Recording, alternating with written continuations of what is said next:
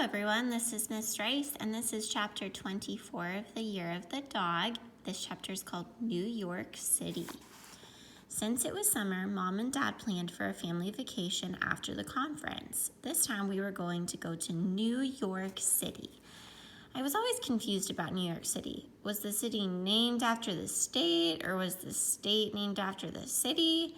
Whenever we told people where we lived, we had to say upstate New York, not New York. If we only said New York, they thought we were from New York City. I didn't think that was fair. New York City was a lot smaller than the rest of the state. New York City meant Chinatown, and that meant we could buy all the things we couldn't get in New Hartford. So Mom did all her grocery shopping. She took us to a Chinese grocery store and told us to pick whatever we wanted. The Chinese grocery store was cramped and crowded and had a strange smell, kind of like the way your feet smell after you've walked in the rain.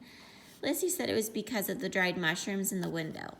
There were blue crabs in a basket by the stairs and boxes of sunshine yellow mangoes and sand-colored Chinese pears on the floor.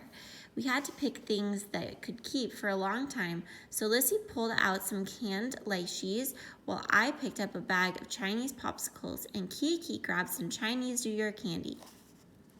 When we brought the items to the cart, Mom told us to get more. Get 3 or 4 packs, Mom urged us. They will have to last you the whole year. By the time we finished picking out everything we wanted, we had 2 whole carts full of groceries. It took us a long time to check out, and Dad went to go get the car while Mom paid. The owner of the grocery store came out and helped us put the groceries in the car. He bowed to Mom and thanked her for coming. He gave Kiki, Lissy, and me each a box of chocolate caramels for free. Mom said it was because we gave him such good business, and we had. The whole car was full, and I had to sit on 6 cans of baby corn for the rest of the trip.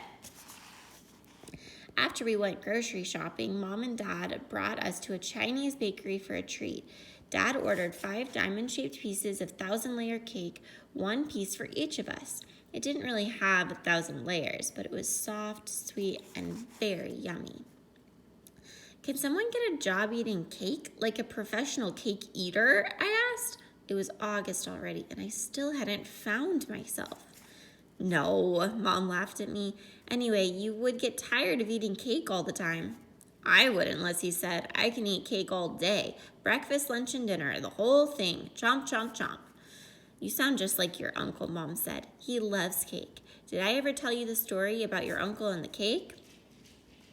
Okay, this is the mom telling a story. Uncle Shin and the special cake. Well, when we were kids, we weren't very rich, so we rarely got anything special. Sometimes Grandma gave us little candles or cookies, but never anything much better than that. However, one day, a rich auntie came to visit us. She brought us a big bowl wrapped with a silky bow. Do you know what was in it? There was cake inside. We had never been lucky enough to have a whole cake before. It was a frosted white rectangle with sugary pink flowers and pastel green leaves.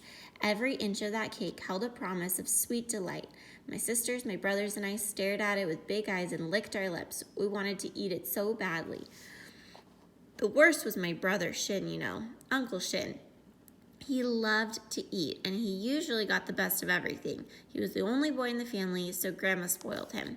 That's mine, he growled like a starving wolf, his eyes devouring the cake. He wanted the whole cake for himself. While my auntie was talking to Grandpa, Grandma took the cake into the kitchen.